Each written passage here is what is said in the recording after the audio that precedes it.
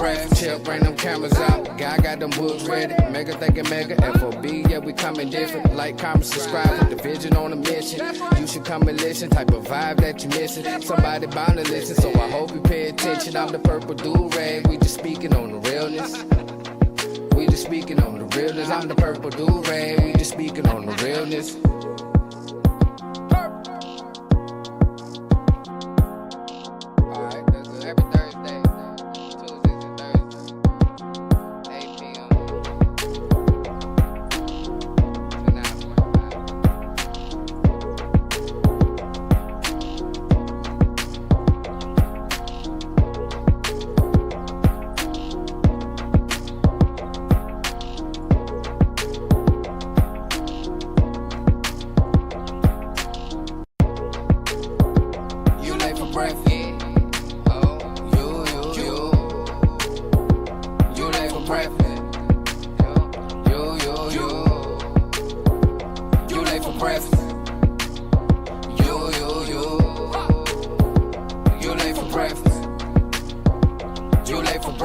Bring them cameras out. Guy got them books ready. Mega thinking mega. FOB, yeah, we coming different. Like, comment, subscribe, put the vision on a mission.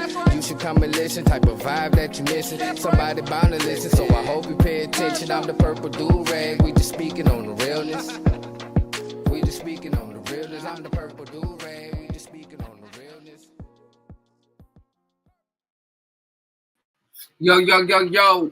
And you have now goddamn too late for breakfast. I am motherfucking purple do rag. I got the guy with the books. I got Mega Type of Mega, and we talking about them motherfucking crackers tonight. Lock their ass up, the Klan type. Indict them motherfuckers. What y'all got going on, fellas? What's going on, brother? I'm really happy for this conversation. We gonna pop it there. Hey, everybody. How y'all doing? I see we got a few people in the room. Appreciate you. Late for breakfast. It's episode 14. We talk about indicting the Klan. All right, I'm the guy with the books. We got Purple Do-Rag over here, and Mega's going to join us soon. What the deal, family? Shout out to everybody that beat us to the motherfucking live. You know what I'm saying? You know, hey, Purple got a little different look going on. I'm just showing y'all my wisdom. But yeah, man, on this Klan thing, you heard about them folks in Tennessee with them 99 plus acres? They got caught up, and then they was at the gay pride joint with the shields, ski masks. They caught them up. Police let them go too, and then the FBI, the letterman went up in there somewhere in Tennessee, and I don't know if anyone got locked up, but you can have a social club long as you ain't black. You know what I'm saying? As long as you ain't black, you can have that type of environment. So I don't know what came of them, but indicting the Klan. Big U, the MS-13 leader that was in Northern Virginia. Like, all these guys are getting indicted. I ain't never, ever seen a Klan member in my life get indicted. But I've seen mad niggas get indicted. Mad niggas go to prison for that. So peep this, right? You say you ain't never seen no Klan members get indicted, right? Mm-hmm.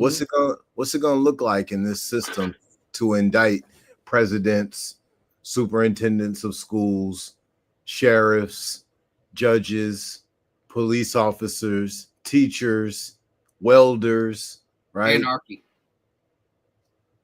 This is what would have to be done, right? This is part of the reason why the individuals in the Klan, this is the reason why they wear the hood, right? They don't just wear that hood because it's part of their uniform. They wear that hood because they're a regular schmegular member of society. They're your local pastor. They're the deacon. They're doctors. You know, these are the guys who, they got the landscaping companies. They're the ones who own the grocery stores. Welcome. Yeah, they are. Same, just like they ain't gonna indict themselves. So basically, but we gonna still talk about it. These motherfuckers ain't gonna indict themselves. Peace, brother. What's up, Megan? You gonna mute? What's good, yo? What's good? Let me get my lights on, man. Mega Bill's in the building. Shout out, Mega. I got the do rag on. I'm tripping. This Yeah, see, we switched roles tonight. He black do rag, and I'm think purple. only purple do rag get to rock the do rag on the show, man. Oh, Bev, shout out Bev. Oh, man. Yeah, so we talking about indicting the Klan tonight. You know what I'm saying? I just came off of. Did you hear about the Tennessee raid on that compound they had 100+ acres? Nah. See, that's why we got to start. They don't never talk about them. They don't never talk about them when they little nephews and shit get caught up. You know what I'm saying? No, hey. The thing about the Klan, they ain't on social media, bald face, telling they horror stories. Yeah, you remember that time we hanged that nigga back there back there in Charleston? They don't do that. They don't do that. You know, we know that we all have heard our favorite rappers got robbed in LA. The only reason we know this is because of podcasts. So peep this, right? Because I got to jump in here. You're right. They're not on social media telling us about what happened at their local ritual ceremonies and nothing like that. What they're doing is they're conducting the ceremonies right in the House of Congress, the Senate houses, right? So they don't tell everybody, hey, you know, we did this and we earned all this money from it and we killed all these people. No, what they do is they create laws. They create legalese, right? They create systems and annexes of systems that puts us in position to be subservient in some type of way. Why you saying that, it makes sense, or why Trump will bring back the death penalty and also try to make it so that any drug dealers get caught with drugs, you're getting the death penalty. There ain't no way around that. It ain't no life. You're just getting that. You know what I'm saying? So that makes sense now. That makes sense now. And also, Bill Gates is trying to get rid of a third of the world. Yeah. So, I mean, it makes sense. All them people got the same type of influence, same type of background, you know, and everybody getting a little whisper in their ear, and they heard whispers in their ear their whole life. You know what I'm saying? It's like a religion. So now they're in position to do that with what you said about Elon Musk, and it's showing that Elon Musk is angry with black people. Now, see, I don't think that Elon is a member of the KKK. I just think that people like him, they utilize those in the KKK to get certain things done. Right now, is their power as strong? Is the KKK's power as strong as it was, let's say, in the 1920s and the 1930s, late 1800s, 1950s? I would say absolutely not. Are they still in existence? Are they still in operation? I think yes, right? But where are they? So the answer to that is the infrastructure of America, right? These are a bunch of Caucasian individuals who, you know, they pretty much unionized certain positions within society in certain locales of the United States of America. Now, maybe they're in other countries, but I'm not aware of it. But in America, yeah, these are just descendants of the individuals who did all the nonsense in the early 1900s. They're still here. They're not going anywhere. Yeah. So what would it just ain't never going to happen, the indictment, unless we turn the page, you know? And it's there. I'm guaranteed, because how America is, there is a file or fucking whole storage room full of everybody that's either a descendant of the Klan or part of the Klan. Just like they'll have a nigga whole, know who his brother, sister, first cousin, grandma, great granddaddy is. They'll know all that before they lock a nigga up. So I'm pretty sure they got a database where they got all these folks, and they just gonna take the right motherfucker to get in there and be like, you know what, we indict the Klan. We gonna knock this Klan shit down from the top. You know what? We gonna go ahead and shut down Boy Scouts of America and Girl Scouts because that shit started from the Klan. But see, they have to really do something in particular, because even if we look at how the 60s got indicted, or Big U, and some of the shit, they didn't indict all the Rolling 60 throughout America. They indicted Big U for the shit he had going on and the people that was close to him. So even if the Klan was to get indicted, a particular faction of them would have to do something that would gain that level of attention. And even if so, it wouldn't be the whole Klan. They got the what is the Chinese Crips or the Filipino Crips? They got that dude in there too. If you look at the indictment, he up there. Yeah, but I'm saying he was with Big U though. So like with what Mega is saying, right and exact, and I'm glad you said that, because that's exactly what I was thinking. Is somebody would have to do something, and then they get in trouble for it, right? And then you got caught in your uniform, or you got caught and then your uniform was discovered. So now we know you part of the KKK. And then in that space, there would more than likely have to be some type of a RICO, right? For this to work. But it would still have to be the police, FBI, CIA, whoever, that would have to go after a high value target, and they would have to get some strong evidence. More than likely also connect the accountant, because when you got organizations like the KKK or any other big name organizations, there's money moving through them, so they would have to follow the money. I mean, this would be a super long process. Could there be indictments? Absolutely. Right. Will there be indictments? Not until we have a change in government, because asking if the KKK is going to get indicted in, like, let's say the next 18 months to 2 or 3 years is asking if Michael Jordan would indict himself for things that he's done wrong. Like the judges. I'm not saying all the judges. I'm not saying that all of the politicians, but I am saying that there's a certain percentage that, in my personal opinion, will have to have representation in those governmental spaces. So basically, the Klan is done with LLC on motherfuckers with legal money long time ago. Then they passed the law. Back to what you said. Then they went in the state house and passed the law. Say, you know what? Before these niggas LLC up, we gonna goddamn create a law. So even if they do LLC up, we still got their ass. And then kept creating more laws over and over again. Sure that they strengthened the first one. And anybody who was outside the bounds of that, listen, you got to go.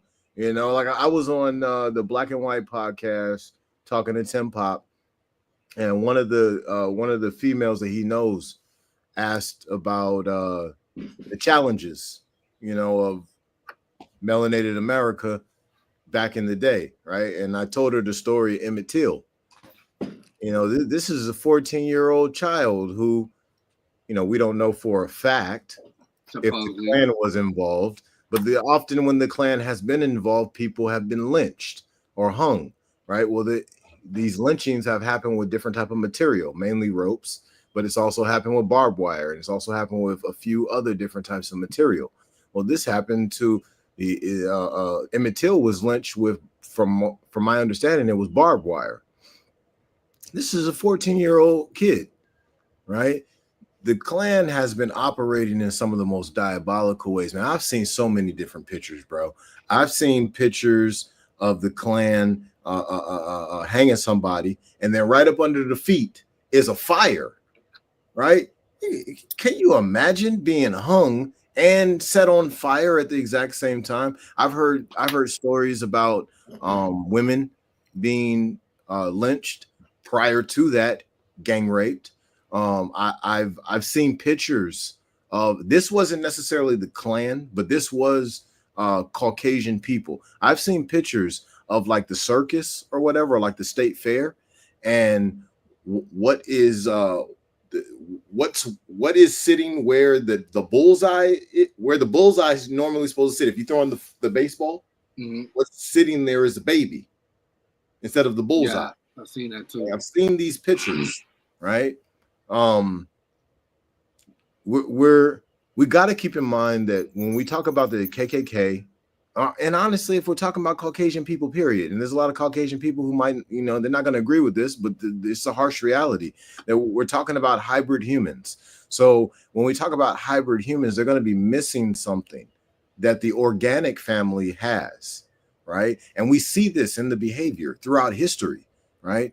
Throughout history, we've seen behavior that's just kind of off coming from a lot of the Europeans that were in control and the ones who weren't, from all the way up to the Bushes of the world, all the way down to the Karens, right? We see behavior that's a little strange. Well, when those behaviors kind of get out of control, well, that can go real far right or real far left. Because see, for melanated people to do the kind of stuff that we've seen the KKK do, there's got to be more motivation in that space. Like, you stole $100,000 from me. Now I'm about to have to dig up in you, right? So that might be a driving force. Maybe somebody has promised this person rulership over a nation. But I don't see brothers doing the kind of stuff that I've seen from the KKK.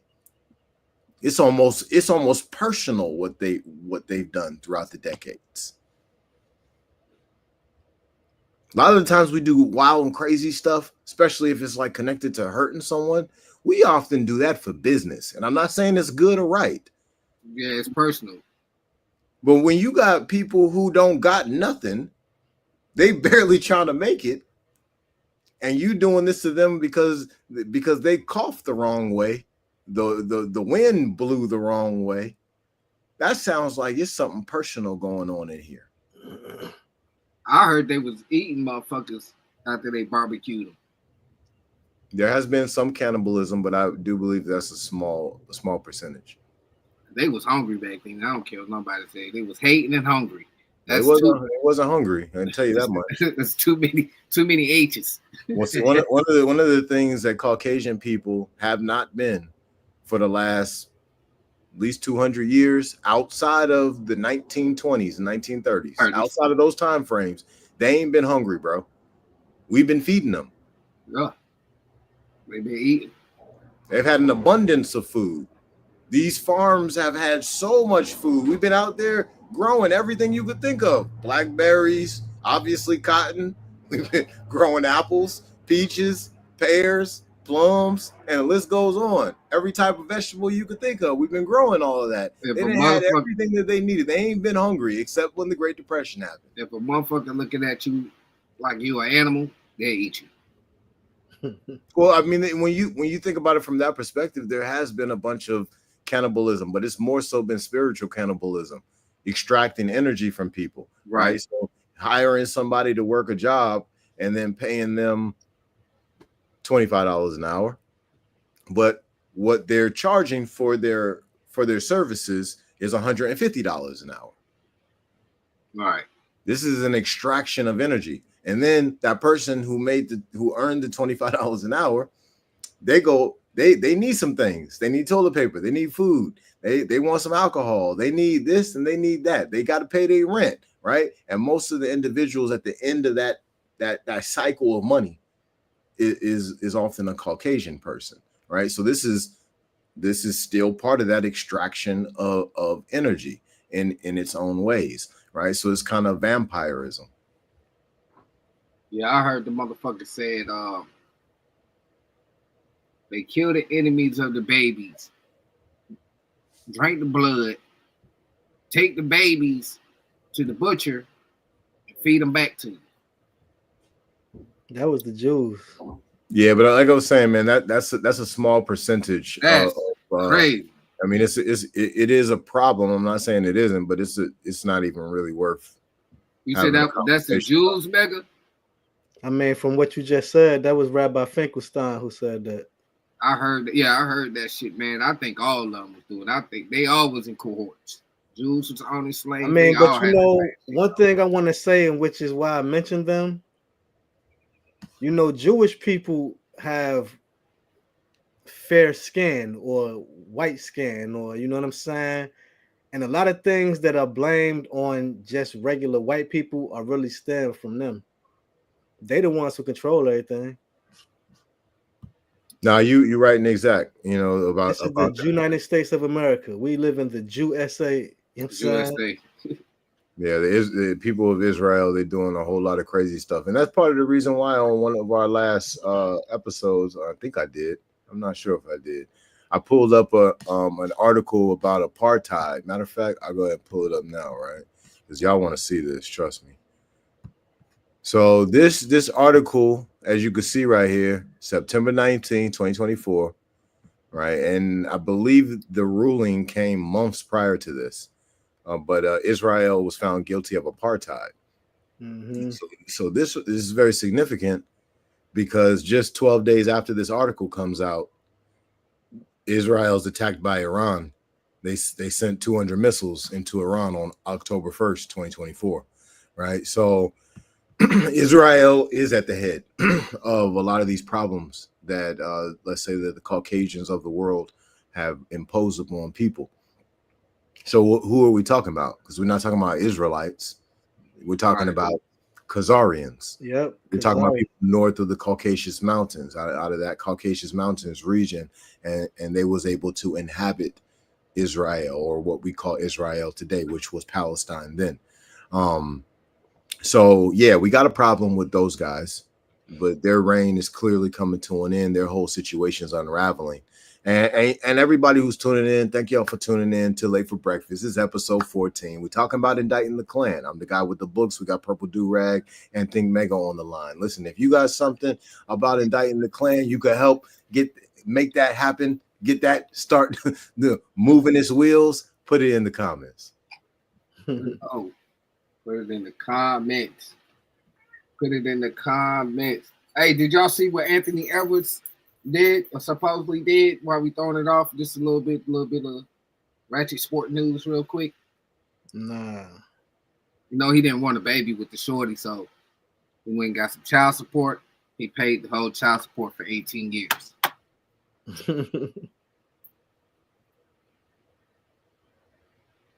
3 guys up here. We're going to vote. Was he wrong? If he was wrong, keep your hand down. If you're right, put your hand up. If you don't care, go like this. I mean, it's only one. It's only one half of the issue.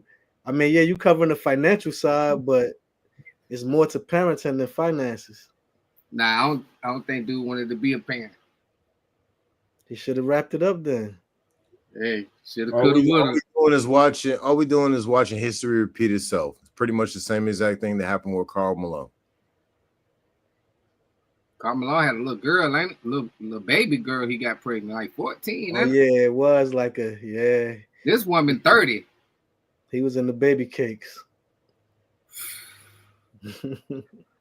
Boo, Carl. Carl said ain't that the same guy saying he ain't want nothing to do with his kids? I don't know. He might have. I ain't 100% sure though. If they grown, he ain't got to do that. Okay. They grown. They walk a thin line by themselves, I guess. You know what I'm saying? I don't know. Shout out to them guys for what they do in life, man. You know what I'm saying? Yeah, but I ain't mad at him for doing what he chose to do. You know what I'm saying? Like, I just know that, like always, that ain't gonna be enough. Better than nothing, I guess. It's still gonna be wild though, because everybody be like, "Ain't that your daddy on TV?" Yeah. Maybe he gonna change his mind, because that ain't no way in the world, bro. Like, that gotta eat you up at night. You know what I'm saying? Don't eat everybody up. It don't eat everybody up. That me? My shit out? My shit went out? I can't hear y'all. No, we can hear you. We can hear you. I can't hear y'all. So everybody, we talk about indicting the Klan, right? How do we make that happen? We stand together. We trust in God. Because at the end of the day, you can have a couple of Lone Rangers out here go after the Klan if they want to. It ain't gonna work. reality of who has control of pretty much all the resources in America, right? So how we really move forward on this is we trust in the laws of Moses. We trust in the laws of the universe. We trust in morality. We trust in in our ethics. We trust in principles. And in that space, all unfolds as it should, right? This is called balance. This is what the universe needs is as its main key. This is what the human body needs to sustain itself, right? So balance is the key. And if we become balanced within, what happens is we're able to smite our enemies without even like putting up any effort. Personally, I mean, it's a good title and maybe something to talk about, but that shit ain't never happening, man. I don't see it happening. We had a black president, yo, and I seen more black people die on TV with a black president in office. Like that shit was a reality show. Like it was That shit, let's stop. Like, I mean, we can have this conversation just to have it for the fun of it, but in reality, it's just a title, bro. Yeah, but see, like, I want to touch that real quick, man, because Mega, like when somebody said, not just you, because there's a bunch of people who say, yo, we had a black president. That don't matter. What matters is who is in control of the resources. Whoever's in control of the resources, they control all of the world leaders, all of them combined. And so you could have a black president, you could have a purple president, you could have a green one, a yellow one, you could have all the colors of the rainbow. You could have a whole bag of Skittles called the presidents. And what you will never have is change, because these presidents are put in place just to fulfill the national narrative, the national propaganda. This is what they're doing. They're not actually wielding power. They don't have any. It just looks like power. Yeah, for the TV show. But then that's what, like I said, though, like the resources controlled by the Jews. You know what I'm saying? Like, that's just the reality. I mean, if you can run some shit that ain't even quote unquote your land, you know what I'm saying? Like, what else you gotta do? I mean, like that, like even though I support Trump is right up the Israel ass, just like any other politician.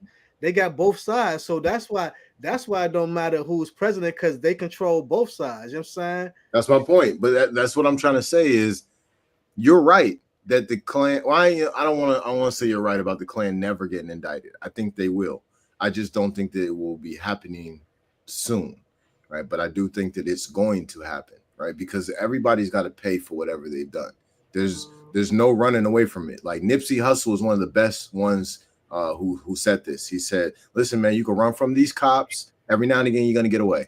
He said, listen, you could get away. You might be able to get away from child support. You might be able to get away from this person or that situation, but there's no running from the energy.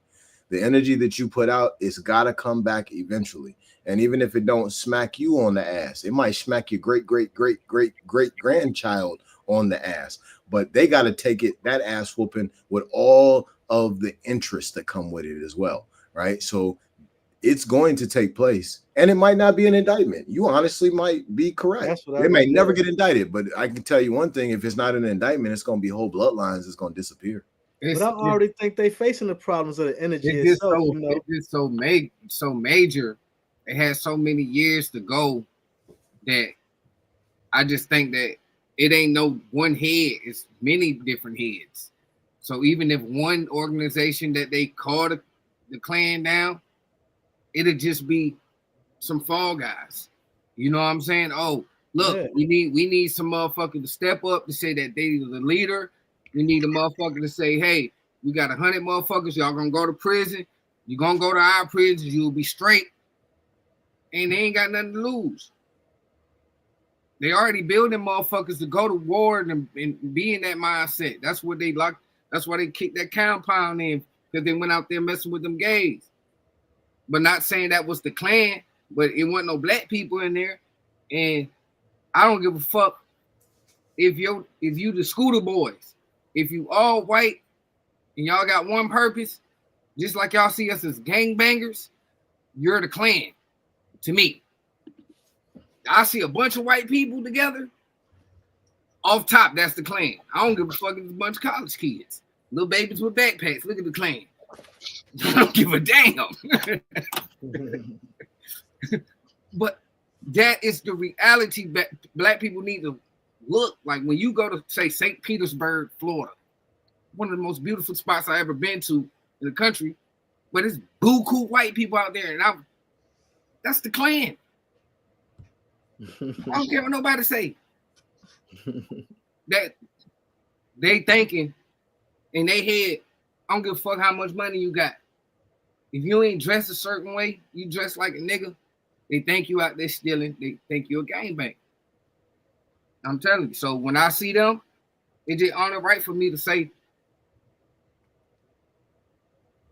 look at the Klan.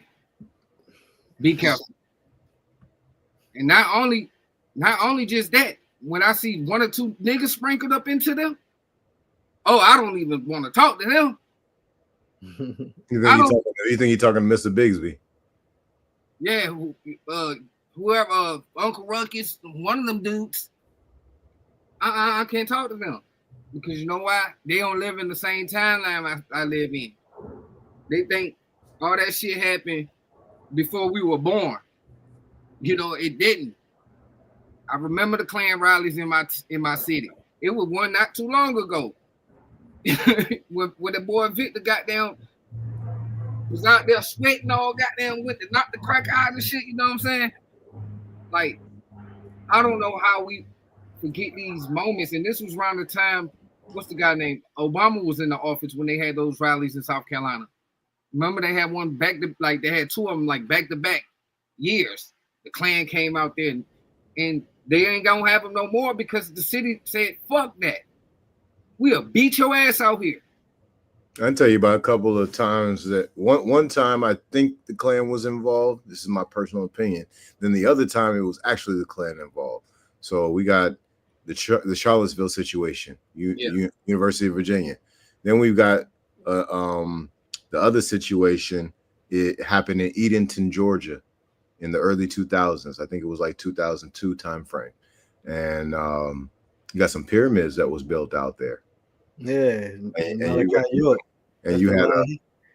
you had a full-fledged interagent. Listen. You had a full-fledged interagency operation that took place. You had agents and sheriffs and police that came from all different states to come together to run up on these Nuwaubian women and children. More than likely, they was coming to blow everybody's head off because they were going to do a sting operation like, I don't know, 3-4 o'clock in the morning, right?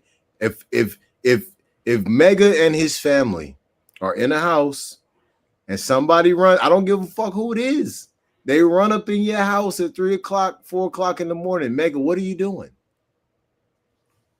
Exactly. So if you did that in this situation, now you gave them exactly what they needed to kill everybody in the building, whoever's there, right? So they didn't do the early morning sting operation for whatever the reason was. I guess the Nuwaubians was touched by God, but they did show up and do this interagency operation. Everybody who's listening, this is a real thing that happened in Edenton, Georgia.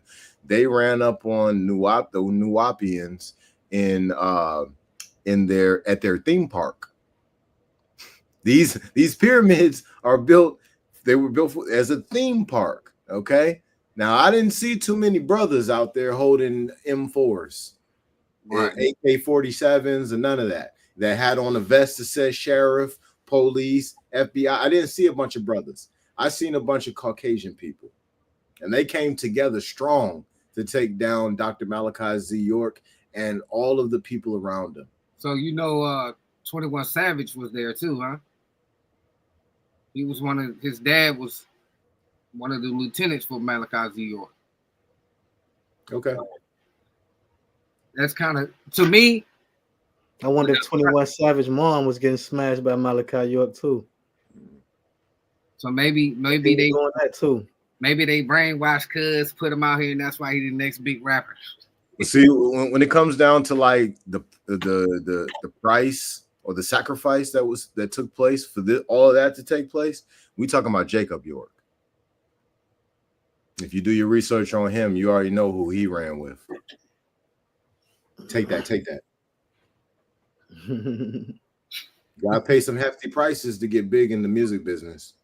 Oh, What better yeah. price than someone like Dr. Malachi Z. York and his entire organization? It's a major price to be on that television. And just for everybody out there who's listening, Jacob York is Dr. Malachi Z. York Eel's son. You start doing your research on that, brother, you start seeing some things. But on the flip side, you know, we're talking about indicting the Klan, y'all. I'm the guy with the books. We got Think Mega in the building. Purple do-rags over here. We're Slate for breakfast. All right, check this out, y'all. People have been done wrong for a very long time by the Ku Klux Klan. How do you feel about it? Throw it in the comments. My first experience of racial, like some racial shit, and it was I was in the, I want to say the first grade. I was in West Columbia, South Carolina. I'm from South Carolina. When we was living in West Columbia at the time, I forget the elementary school, but it was me and an Indian kid. I remember the shit, and he was damn near my complexion. So I wanted to talk to him. And he said, Was he from India or was he like West Indian? He was not like a American, what they would call American Indian or indigenous person to America. So from the country India. From the country Indian. Like his people own one of the stores type shit. So I went to talk to him because I ain't never seen one before, but I had to ask him, like, you black? He like, no, and we can't talk to black people. So then I'm like, what? We can't talk to black people. So the day went on, and all the kids was just being mean as hell. And I told the teacher, like, yo, why everybody being mean to me? She told me, shut up, little black boy, sit your ass down. That's the first time I've ever, like, felt isolated and felt different than other kids. You know what I'm saying? And that kind of like stuck with me. Like, I have met white people that I'm friends with and cool with, but I ain't cool with, like, I'm going to their crib and shit like that. You know what I'm saying? But that's the first time I've ever experienced that. And it got worse as you got older. So that was my first experience dealing with the Klan. I mean, for me, I know I mean, for those who don't know, Chicago is the most segregated city of all the major cities in America. So, like, I ain't gonna really say Klan so much, but because, like, you know, I can't say that for sure, but I do know it was a mall called Evergreen Plaza in Chicago. That was the shit back in the day. But it was in a neighborhood that was like, it was in a more of a uppity type area or white area at the time. And now we was youngins, we was kids. We had skipped school and went to the mall one day. And we was leaving. We walked past this pool hall. That's the one thing I probably say my first experience. But we walked past this pool hall, and no bullshit, the white dudes that looked out the door because the door was open and shit. They was like, they straight said niggas and started chasing us with the damn pool sticks. Now they ain't catch nobody, but you know. But I gotta say, I'm a firm believer of proximity crimes.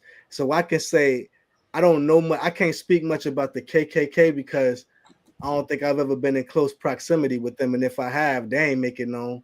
So, but it's just like for me, you know what I'm saying? I mean, we could talk about the Klan and shit, but and I mean, again, this is what they choose to show. That's what they show us.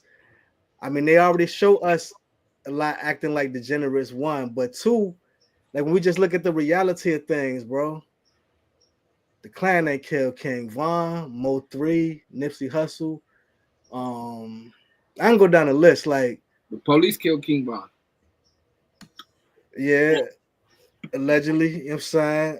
But I'm just saying, like, you know, and even the cops that they say killed him, they was black too, you know what I'm saying? So they part of the Klan. I'm just saying, like, I mean, like, you know, that's perspective right there. I can't, I can't say that. I don't just group everybody into the Klan like how you said, like, you know, if they white, No they offense to Klan. Commandante. Yeah, that ain't how I do it, you know what I'm saying? But yeah, man, I don't know, man. It's just like, I guess, you know, like, I don't think about things that I ain't really dealt with like that. But I just feel like, man, like, you know, when even something you said earlier, like, you was like black people. I'll be honest, bro. I hate when people say black people like we some group. We not. We don't fuck with each other, yo. We don't like if somebody got more than us. We don't like if somebody got something that we want. We don't. I mean, we just don't like each other. Like, and I mean, and like even on some real shit, like even how so many black people be stuck on a Democrat plantation. Yo, bro, when I look at the people that voted for Kamala Harris, yo, and this might sound funny, I think they said it was like 98% or 92%. 92% of black women voted for Kamala Harris. Bro, that's probably 92% of women I never get along with. That's black. It had me questioning they not style my race, my nigga. Because you gotta be dumb. You gotta be dumb to still vote for Democrats, yo. You gotta be straight dumb. And then, like, who introduced the Klan? The Democrats. Well, see, you know, I feel like if anybody's still voting, period, they're dumb, because they're not realizing what this is. They're not voting for real candidates. This is a system of illusion of choice. So, like with the presidency, what they did was they took clown A and clown B, and they said, all right, both of y'all go play in the circus. Let's see who the crowd likes more. And then whichever one that the crowd likes more, that's who gets to be the main circus clown, right? This is what it is for just about all of the political positions. There, you got a small percentage of people who are real standing in those positions, but they don't have enough backing to be able to really do anything to change anything. They're just kind of there fighting an uphill battle, you know. So but on the flip side, when I think about the Klan, I think about my people getting ran over by horses and shot by water hoses, attacked by dogs. When I think about the Klan, I think about seeing signs where my homeboy was like, man, you know, I just walked 5 miles, I'm thirsty, and he see this sign and now he can't get no water because it say whites only. You know, when I think about the Klan, I think about many of our brothers and sisters being told new names that they're gonna have, and they won't take the name, so their teeth get knocked out, and then they get sent back out to work again like nothing even happened. You know, I think about all the brothers and sisters who they ended their physical life at the end of a rope. I think about the ones who was beat to death. When I think about the Klan, I think about the brothers, the real strong brothers, our brothers who are in NFL, and you know, they rugby, you know, they doing the wrestling, powerlifting, and they was the Mandingo fighters. they was the entertainment, a fight to the death between the equivalent of Ray Lewis and Lawrence Taylor, right? And you get all the guys with the big money to show up for that, right? This is what I think about when I think about the Ku Klux Klan. I think about a group of people who wielded a large amount of power, completely overused it, without any real understanding of the price that will have to be paid one day for it. We need to clip that. That'll go viral right there. We need to clip that. We need to clip that little part. So when you said, my thoughts on the Klan is, we need to clip all that, and we need to put it on the joint, because man, me too, but I'm in the sense of right now, I see it in everything, especially with working. What you like, how you broke down to $25 an hour, and the nigga gonna make $1.25 off you every hour. And that's just $1.25, because the next job can be goddamn 7,000. You still gonna get paid fucking $25. I seen the. I used to do carpentry work, so I seen the order that was put out from the company to the client, and it had us. It had every one of the workers listed for like $90 an hour, and and I understood that. It made perfect sense. It was honestly fair for the level of work that we put out. But I remember my paycheck. It said $15 an hour.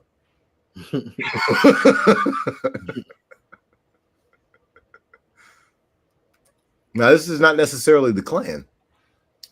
However, when you got a group of people who look like you, who get this much power, and then they misuse it, and they create this mass amount of fear. Now you got a whole bunch of Caucasian people who, some knowingly, others unknowingly, are wielding the power of the Klan without them truly understanding that they are. I think of the Klan, I think of Big U. He oppressed black people, he extort black people, he killed black people, you know what I'm saying? Like, I mean, but he's a gangbanger, he's a nigga. You know what I'm saying? He a nigga that adapted. That only did shit to black people. Yeah, but he a nigga that adapted Klan ways. That's where these folks, that's where they come from. They go from, they OGs told them to protect the hood, and they went from protecting the hood to extorting the people. You know what I'm saying? I saw something, you know what I'm saying, today. I saw this video today where it was this dude from Chicago talking about it. And it's funny because I said the same thing. I made a post like last week. I'm like, hey, yo, the biggest difference, I mean, I know LA is gang ridden, Chicago is gang ridden, but like I always say, the biggest difference is Big U wouldn't have got indicted. Big U would have got smoked, even if it was by a young nigga. Ain't nobody having that shit, yo. Listen. Ain't no one person strong enough to run shit like that in Chicago. Nobody, yo. I've been to LA, I've been to Chicago. In my mind, I can't tell you which one is bigger because I done stood on that little hill and looked over LA. I done had LA is bigger by population and by landmass. But fucking y'all got more buildings that go up with people in them, so it ain't no telling. It's a lot of people that ain't even supposed to be out there, and a lot of people can jump in and out the motherfucking them Canadian borders, man. It's too deep up there. And but I just know nobody runs from 20 to 60 doing whatever they want to do to anybody without them getting took the fuck out of here, yo. Something's gonna happen to him eventually. I mean, what he going through now. I'm talking about, bro, you wouldn't have made it to that, yo. You wouldn't have made it to that, bro.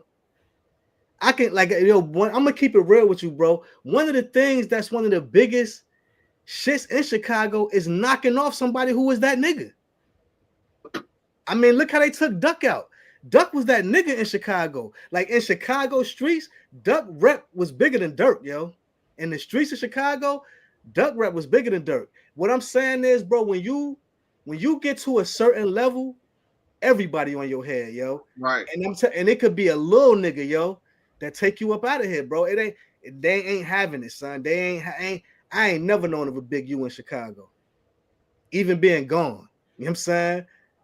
That shit don't work like that out there. I guess it's more niggas like Trick in a sense, but when I think of Chicago, I think of young guys. You know what I'm saying? Cause ain't no rule, ain't nobody no leader, my nigga. It ain't no niggas like you see the OG. They got their own podcast. The OGs from Chicago. They be talking about the history of the gangsters and all that. A lot of them people just started out of church, and you know, and them old heads, they out the way. All the way, and they ain't back in the fear. They know what happened to them too. Like they know, son. Especially when you ran it for a long time. You like you said, you brought a lot of pain to a lot of families. It ain't gonna last that long, yo. It ain't gonna last that long.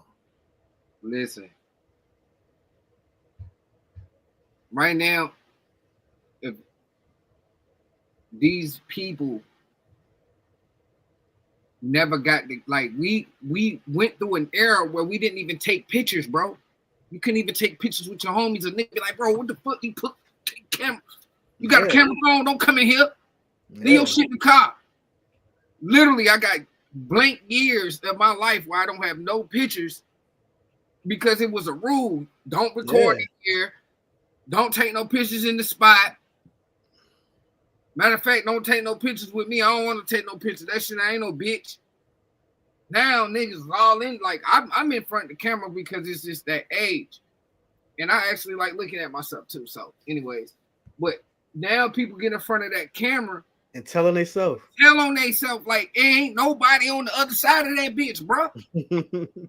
Like, I don't give a fuck if it say 0 on live.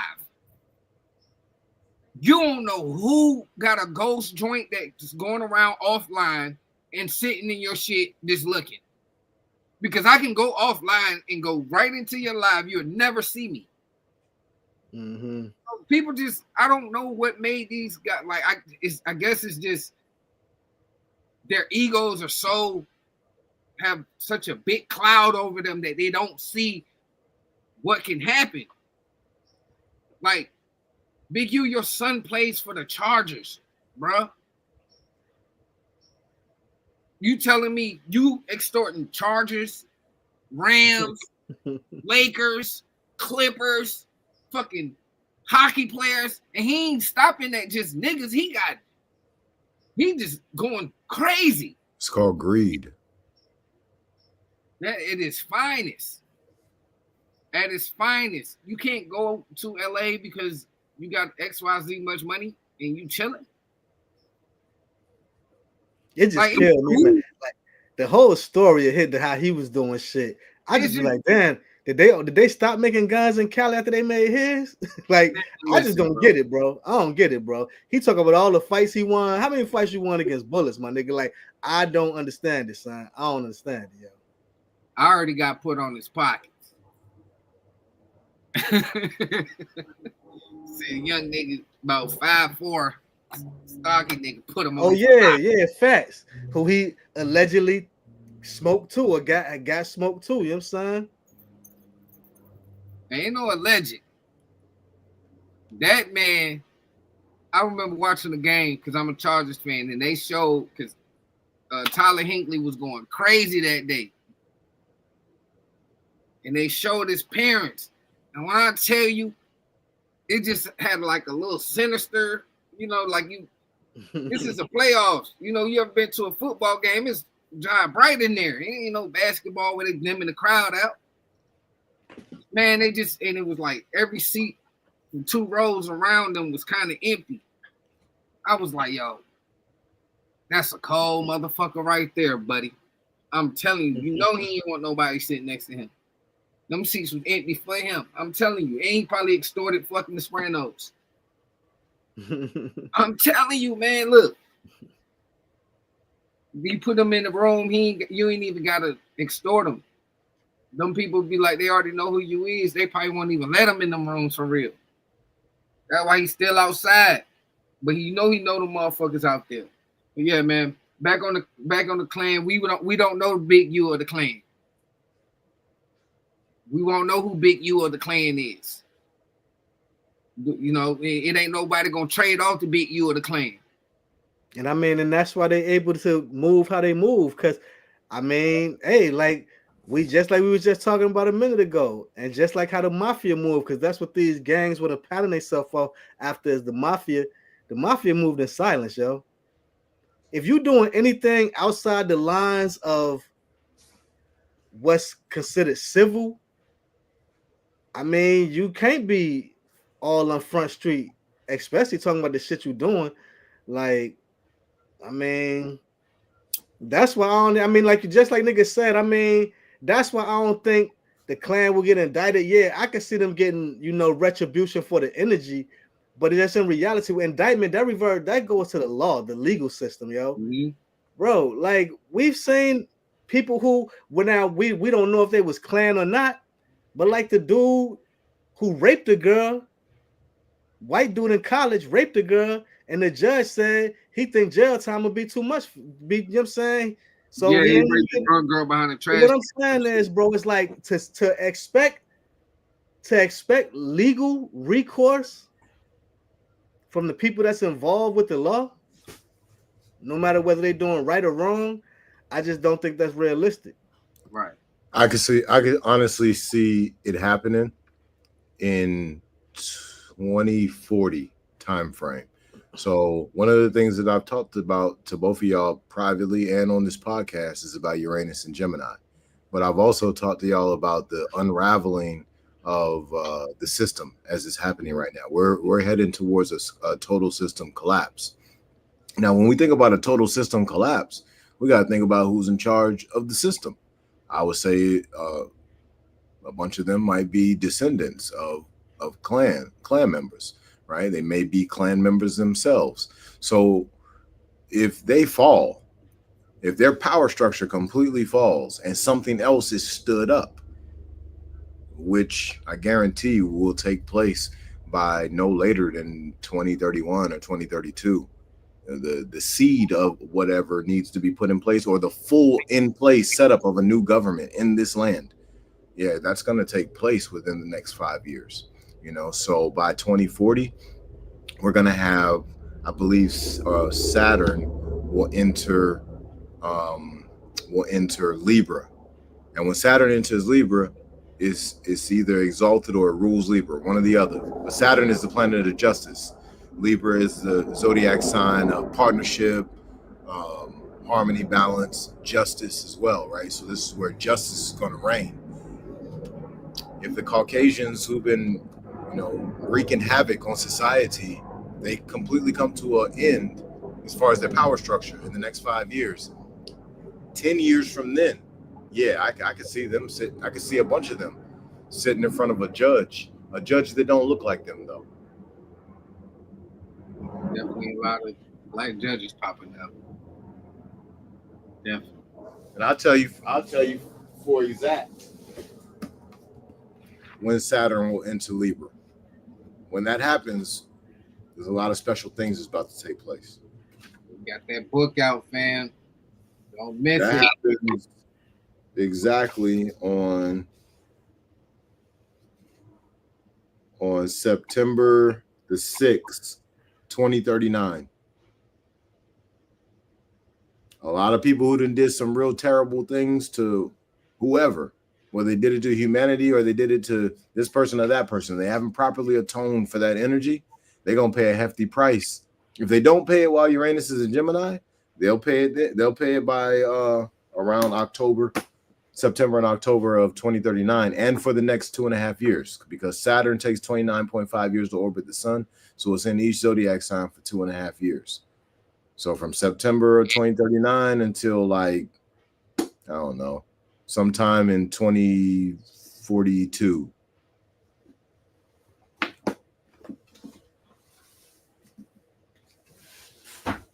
Power got to switch hands, and that's what it looked like it's already pushing towards anyway.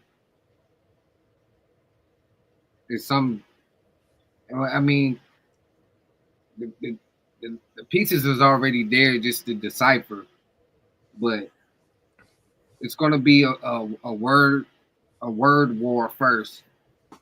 This niggas talking shit, a lot of laws getting passed, and a lot of niggas don't pay attention to January or July.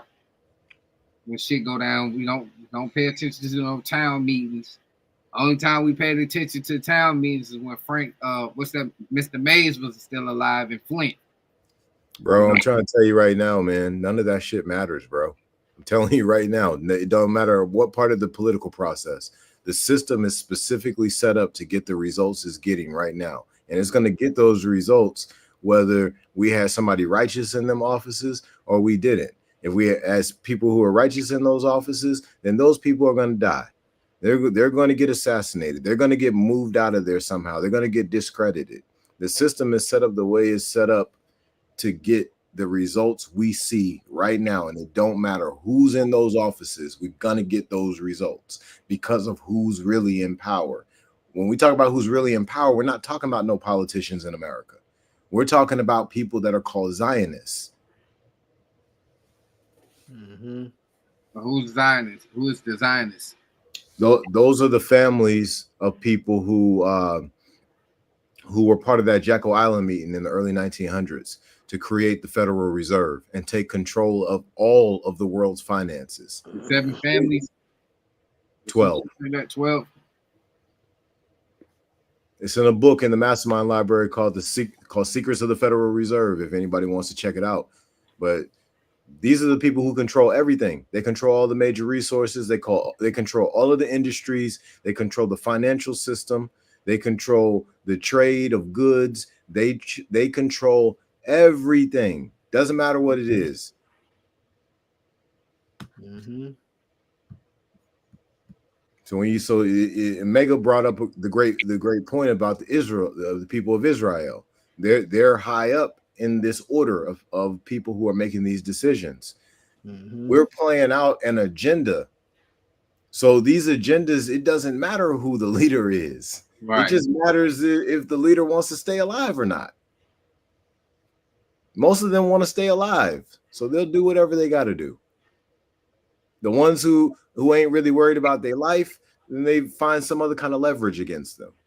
But once they got that leverage, they utilize it consistently. And this is part of the reason why you could get somebody like a Beyonce to almost never do interviews.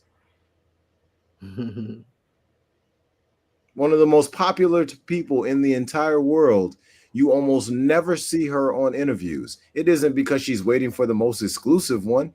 It's because she's got people who are telling her how to move. And it ain't Jay-Z. Yeah. Every one of the senators, all of the congressmen, each of them have a battle buddy from Israel. President Obama gave the information away in his book. So we got to understand that it doesn't make a difference whether brothers went to the town hall meetings or if sisters went to hear their state delegate talk or if brothers show up in droves to vote. It doesn't matter who they vote for. And if any of the brothers say, you know what, listen, I'm going to stand up for the people. I'm going to be that guy. Man, they'll start taking that group of people apart piece by piece with ease. Some of them will want pussy. They'll make sure they got plenty of it. Some of them will want cocaine. They'll make sure they got a whole lot of it. Others will want something else. They'll make sure they got all of those things. And all of those things, as they utilize those things, each of them utilize those things, it'll start to pull them apart and create so much dissension within that it's like a dynamite stick that's just been lit in the middle of 5 people or 50 people or 500 people. This is what you're dealing with. That's how we as a people act. Like you said, you got some on drugs, you got some on multiple drugs, you got some on alcohol, you got some chasing pussy, you got some chasing bussy. You know what I'm saying? It's like, I mean, and that's why the way we are, you know what I'm saying? The only way to solve this problem, to get the Klan indicted, to solve that problem and to solve all these other problems I just talked about, is literally, it requires purity. It requires us to return back to what our ancient ancestors, how they lived. So that just brings us back to the Great Covenant. Honor thy father and thy mother, for thy days to be long upon the earth land, which the Lord thy God Allah hath given thee. Now, this is the Moorish American information, right? Then we've got the Bible that says almost the exact same thing. Mm-hmm. Well, what is the honoring of the father and the ancient foremothers and the ancient forefathers? It's living purity. And in that space, what's unlocked here is all of the secrets, all of the information, and it puts us in a position to align effectively, not just aligning by saying, hey, let's sing Kumbaya while we doing this. You put your arm here, you put your arm there. It's not just that. It's telepathy. It's us connecting through the ethers. And in that space, we start to develop unity effectively. And what's revealed is the way forward on how to smite our enemies without almost not even doing any work. But most of us don't want to live that life of purity. And unfortunately, those who are choosing not to do that, they're about to have a major wake-up call once Uranus hits Gemini. And that takes place in July of 2025 for everyone who wants to know. Those who ain't honoring their father and mother based on the way I just explained, they're literally about to have a major problem, bro. And I'm talking about some of them are they're gonna have their reputation completely shattered. So this will be, that's mild for what's about to take place. A lot of them, they're checking out. I don't care how old they are, they're checking out. If they won't listen, they're checking out, because the information I'm talking about is in so many different books. And the reason why it can be there is because we're talking about an 84-year cycle. So it's happened over and over and over and over again. Well, the ones that get lucky and they just have their reputation and their finances destroyed, or excuse me, the ones who don't get lucky, they checking out. And then the ones that don't get that kind of blessing, where it's just them that check out, whole bloodlines gone. Wickedness is being wiped out, but people got to understand what wickedness is. That's why I'm not worried about the Klan getting indicted. I know it's going to happen. And if it doesn't happen by us as the judges, it's going to happen by Allah during something like Uranus and Gemini, or in 2039 for that 2.5 years where Saturn will be in Libra.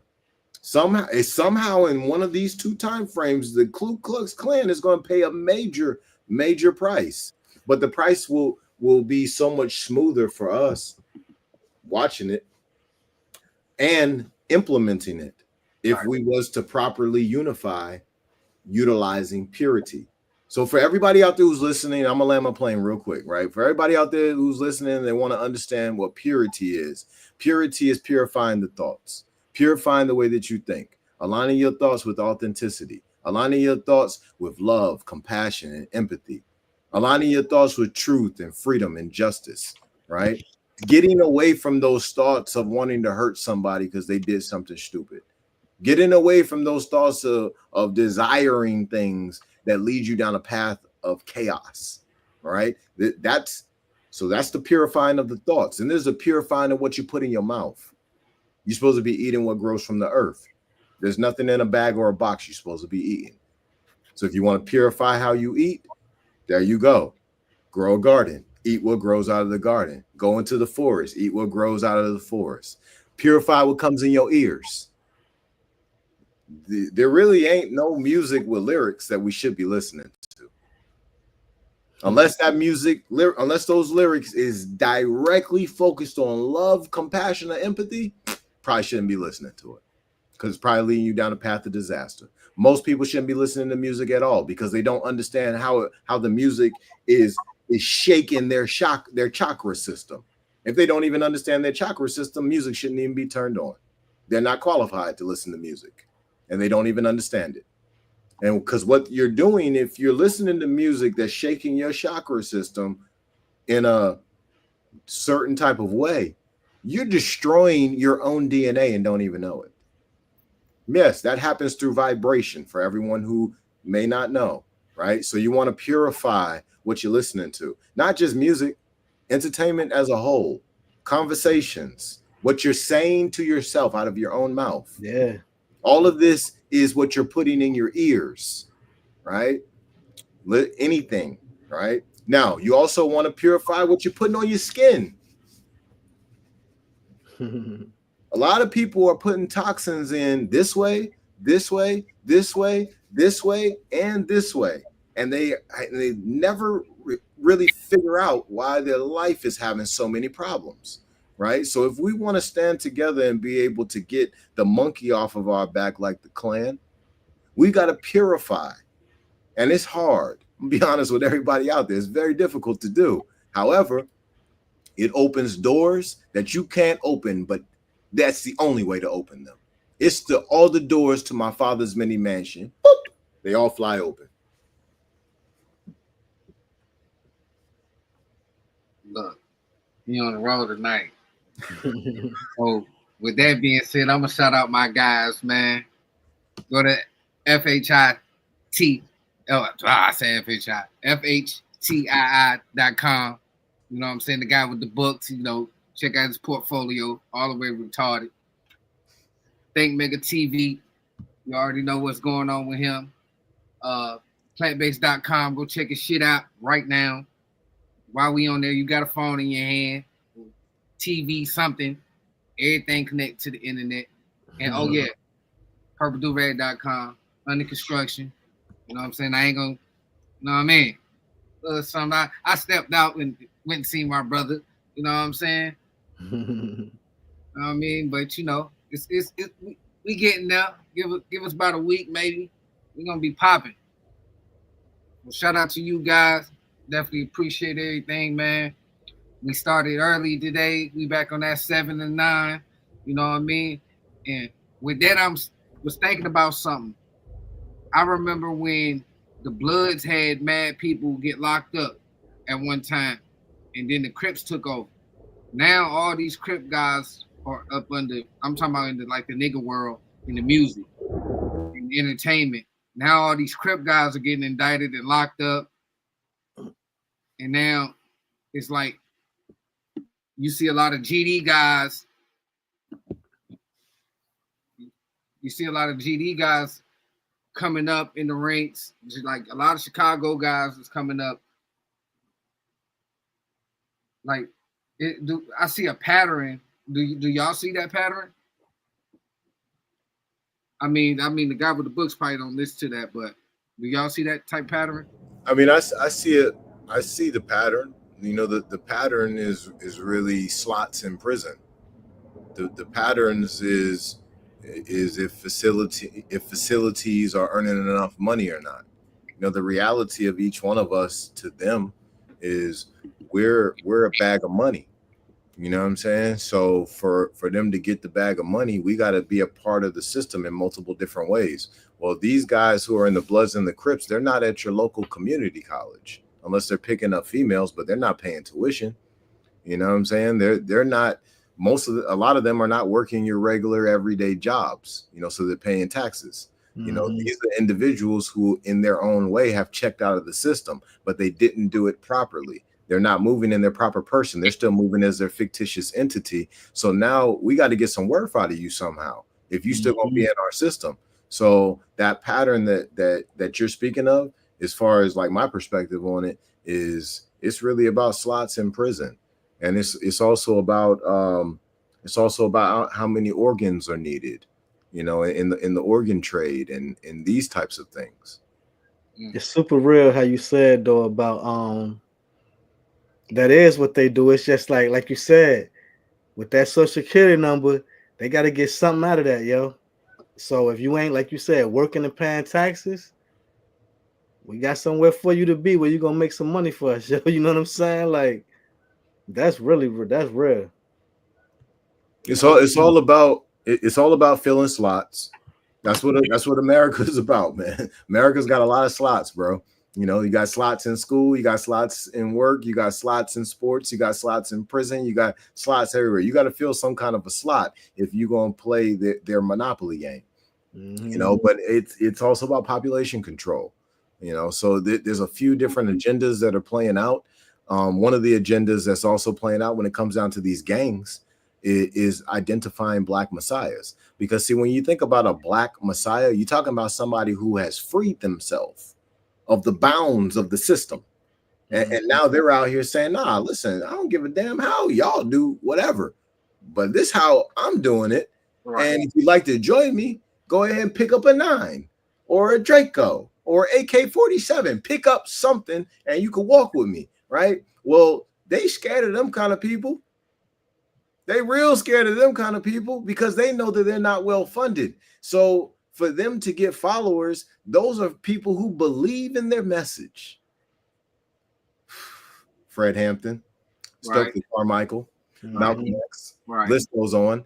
My point that I'm trying to make to everybody who's out here listening, thank y'all so much. We late for breakfast. This is episode 14. We talk about indicting the Klan. I'm the guy with the books. We got Purple Do-Rag and Think Mega on the line. Listen, we getting deep into understanding the agenda of what's playing out here, right? Because we're talking about slots, but we're also talking about depopulation, but we're also talking about organs. Because when you talk about these gangs and people getting locked up like crazy, listen, these are some strong brothers.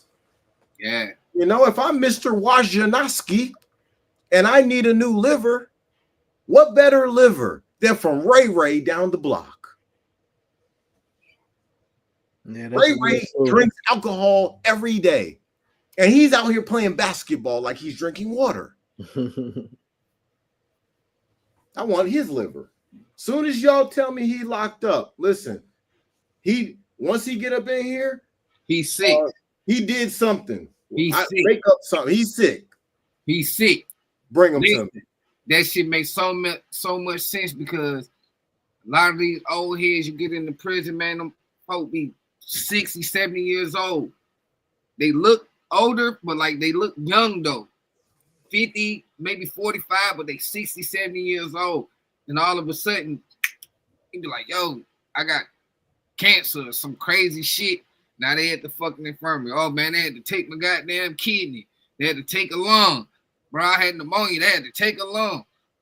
Like, bro, I watched a video like 2 days ago, right? This female, she did a quick video, like 60 seconds. And started off with this dude who was talking about an organ, talking about how much a heart costs. So he's like, yeah, a heart costs $449,000, right? And then they said that the operation was 1.6 million. Bruh, if you got to spend that kind of money, you want the best organ you can get. So you want somebody who looks like Henrietta Lacks. Pull that picture up of Henrietta Lacks. For everybody who don't know who Henrietta Lacks is, go study her. I'm pulling her up right now. She is very, very important in the medical world. Oh yeah, because her DNA is still going around. They found the immortality gene in her. Yeah. Yes. I was just reading up on that not too long ago. I remember that shit. I was like, oh yeah. Yeah. She's gonna live forever, man. Her DNA will. People need to understand what's really going on here. We're talking about dominant versus recessive genes. If you get deep in this and you understand who's got the dominant genes and who's got the recessive ones, you'll start to understand why the oppression has happened in America and in every other nation on the planet that's called civilized. There's been oppression there, and the oppression has been on the people that could be considered black and brown. Well, why? Because these individuals, if you even give them this much, they start flying. You give them this much, and they do extraordinary things. They make things out of thin air. So you got to keep them down. If you don't keep them down, they start ruling you in a very, very short period of time. They took the lid off of music. They took the glass lid off of music. They took the glass lid off of sports. They took the glass lid off of entertainment, like movies and stuff like that. And then next thing you know, in less than 75 years, one country has influenced the entire goddamn world. Not one country, even though it's one country, one group of people from one country. One group of people from one country in 75 years who are still being oppressed to this day are influencing the entire world. I've seen Korean women having twerking contests. What? There was no ass in the room, but they was twerking. I see so many women on social media, African chicks, right? These chicks are walking down a red clay dirt road barefoot, but they look like Nicki Minaj above the ankles. They got on them barefoot motherfuckers be fired up. You hear me? Yo, one of the most popular rappers in the world right now is I think he's a Korean dude or he's a Chinese dude. He's got a great flow, but where did you learn that from? Where'd you get that from?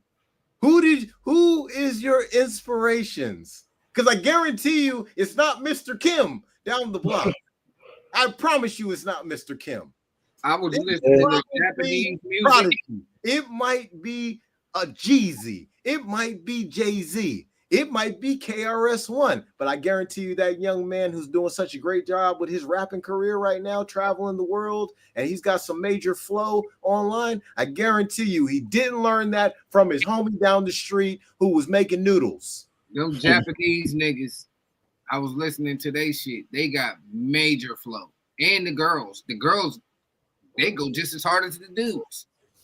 The Japanese, when I'm telling you from the style, how they do, they even get locks in Japan now. Like, listen, carbon copies, bruh. Listen. That's why I think high of myself and my fellas. Anybody I love, even the people I don't even care about that much, I know that you are worth more than what you even can dream of. You know what I'm saying? Everything I manifested today, it started off just me thinking. Like, yo, I gotta do this. I'm gonna go do this. I'm gonna figure it out. I'm gonna stay in this. I made it about myself. You know what I'm saying? And if I had a group of people that, like my fellas here, we doing this podcast every Tuesday, 7 p.m.ish, nigga, 7 p.m.ish, nigga time, because I'm on nigga time. Then we're going to end at 9. Some days we might start at 8. We're going to keep y'all informed, man. I'm going to drop more videos, share with my people, and get it to y'all.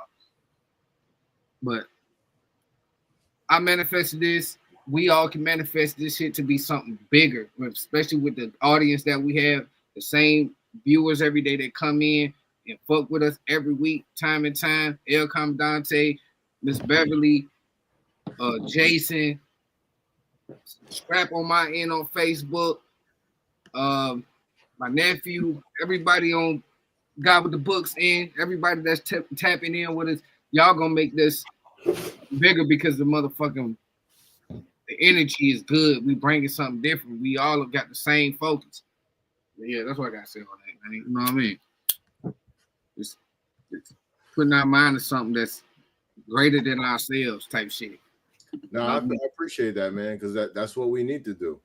But like I said before, it requires purity.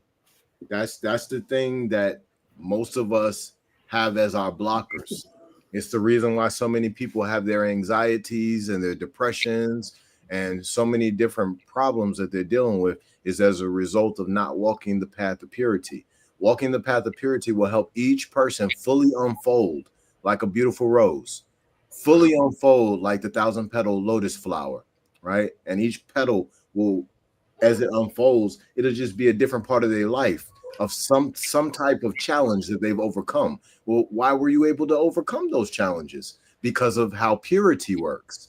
It puts us in a position to see the world as a black and white space, and the steps we're supposed to take in our spiritual walk light up like neon colors.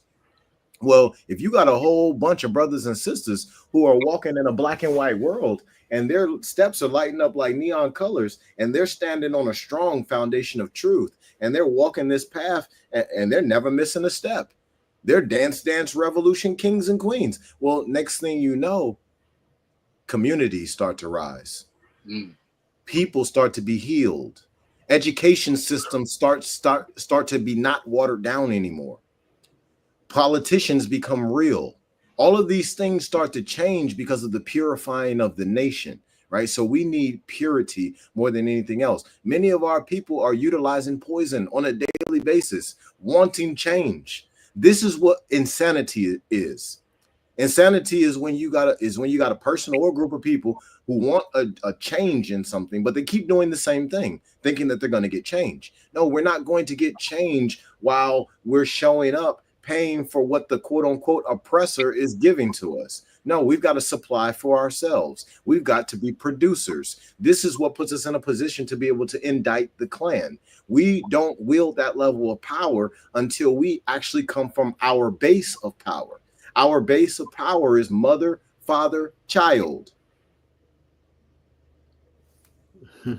Mother, father, child. This is our base of power. Our base of power is eating from that earth. Our base of power is going outside, getting sunlight directly to exposed skin.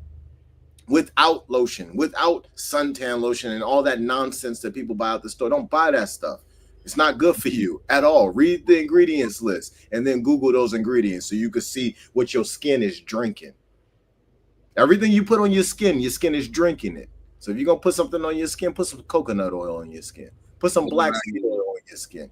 Put something on your skin that helps you become who you really are. Every one of you out there that look like me and look like my brother Purple Durag and look like my brother Think Mega, every single one of y'all is empresses and emperors. But as long as you keep ingesting poison through these, this, that, and this, you get to be Pookie down the block, even though you really blah, blah, blah, son of this person, king, head protector of the house of blah, blah, blah. That's who you really are. That's Purple Durag, son of an empress, the house of Newport News. This your motherfucking emperor right here. So is Mega. So am I. But it requires the path of purity to reveal yourself. See, I know who we are. I know who everyone is who's listening. But for you to know who you are, for you to truly unfold that, for people to see you and for them to be like, oh wow, that's he different. That guy right there, he's different. Y'all really appreciate what he's doing. I'm gonna ask him a couple of questions. I want to know how he gets things done. That requires walking the path of purity. And this is, I don't want nobody to think that I'm off on a tangent. I want everybody to truly understand how we indict the Klan. See, we indict the Klan when we come together in unity, the Bantu. Unity is only going to happen if we purify. So we got to let go of this European infrastructure. We got to let go of our need for Rome. We got to let go of our need for the Colosseum. We got to let go of our need for those squared screens. We got to let go of our need for rectangles and 90-degree angles. We got to let go of that. And we got to come back to the purity of honoring thy father and thy mother, for thy days to be long upon the earth land, which the Lord thy God Allah hath given thee. It's going to be a long time before niggas get on the same page for shit show. I promise you it won't be. Because Uranus is about to enter Gemini. And once that takes place, those who don't take what I just said serious, I feel sorry for them, my brother, but I will send flowers to their family. Listen. Motherfucker find out one way or another, eh? Yeah, a lot of them, it'll be in the next life. See, I'm giving this message in a certain urgency right now. I'm kind of really pushing everybody right now because I want y'all to understand that time is about to run out. Not time is about to run out in the universe. Not time is about to run out on the earth. The earth is going to keep doing what it do. However, the time is running out for people to be prepared before the judgment time period comes. So we got about a year left. So this is a process where a person has a chance to kind of cram before the test. Anybody who isn't ready for this test, the failure of this test is not your parents being called, hey, look, Ray didn't do good on the test. I'm sorry, he got a 25. I'm going to let him take it again, but he got to get at least a 55 to pass the class. No, this isn't one of those types of tests. This is one of those tests where if you fail, and understand that you either get 100 or you get a 0 on this test. There is no 55s. There's no 82s on this test. And if you fail, chances are you going 6 feet under the ground. And more than likely, you might not even have that happen. You might get to stay above ground, but you ain't going to live. Your life is going to be forfeit. For the others who get like a really bad 0 on this test, we're talking about their whole bloodline gone. This is a true test of character, morals and principles, universal laws. This is the test of all time because we're at the beginning of a new great year. Remember, I've talked to you guys about the age of Aquarius. When we come into the age of Aquarius, that means that we just crossed the vernal equinoctial point, which means that we completed a great year, which takes 25,920 years. Every time we come into a new great year, we start the new matriarchal period. So the great year is broken up in half. Nearly 13,000 years is matriarchal or feminine energy. Nearly 13,000 years is patriarchal, masculine energy. Well, we just came into the start of the feminine energy for 13,000 years. Well, that would mean that the patriarchal, even though its power is waning, it still has the bulk of the power. So we're looking at this right now, a spiritual hurricane while Uranus is about to enter Gemini, and it's symbolic of revolution and rebellion, sudden changes, unexpected things. And Gemini is symbolic of communications and the way that we think. Havoc is about chaos, is about to be in the realms of communication and the way people think. Now think about how many emotional thinkers that are out there. Everybody's triggered about everything. You breathe the wrong way, they triggered. You started to whistle a tune and they're triggered. Well, what happens when you speed all that up? When you throw a little more aggression into all of that? Yeah, you about to have a bunch of bloodlines that's about to disappear. So those are the ones that you just talked about, Purple Durag. You say, hey, a bunch of them ain't gonna do it. You're right, they're not. That's the reason why they're about to come to the end. The ones who listen and they follow the directions, not from Ferdinand, because this ain't Ferdinand's directions. These directions are written about in the Bible. They're written about in the Holy Koran of the Moorish Science Temple of America. They're written about in the Quran of Mecca. They're written about in the Vedic and Manic laws. They're written about in teachings of Buddha. They're written about in Confucianism. Listen, these are not my laws, but they all of these religions that I just called out, every one of them agree on it.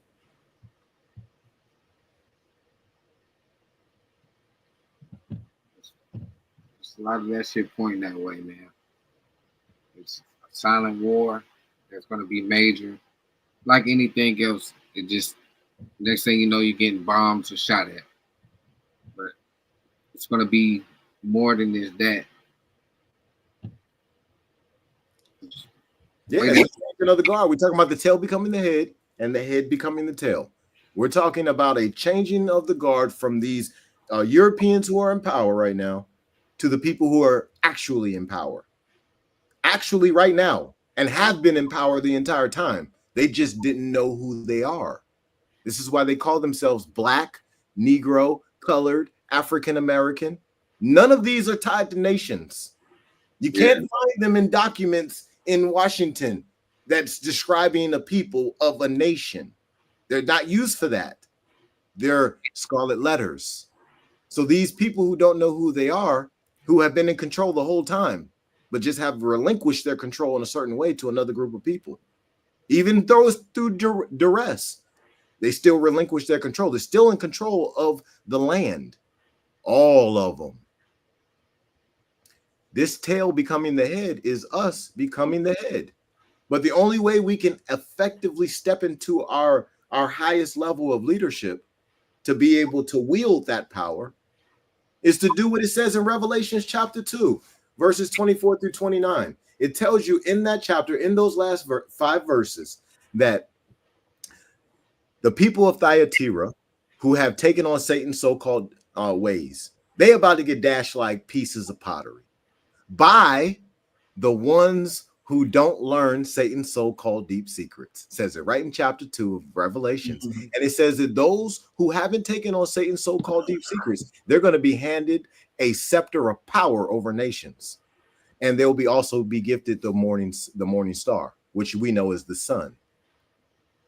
So if you're gifted the morning star, that more than likely means that you really actually have control over nations, because the morning star helps us to produce food. The morning star helps us to have power to industry. The morning star gives us a whole lot of different things that we're not actually appreciative of very often. But if we step into high level leadership, we start to understand how important that morning star is. And those people who don't live the wicked ways, who don't put impure things inside of them, that tear their vessel down, they're going to be raised up, bro. You might see President Lakeisha. Well, Lakeisha decided to walk the path of purity, and she decided to be consistent with it. Now, Lakeisha, who in 1995, you wouldn't even been able to see her as a congresswoman, she's president of the United States with full power and full immunity signed into law by President Biden. See, when you take melanin, true melanin, and you take the bounds off of it, you take the glass lids off of it, and you let it just grow. Well, I'm sorry for my Caucasian brothers and sisters who might only be able to become a flower in the rough or in the crack of a sidewalk. But the melanated person, even in the sidewalk, can become a forest of roses. This is how dominant and recessive genes work. So once the brothers and sisters of the world, but especially the North America, walk the path of purity, well, I guarantee you, in no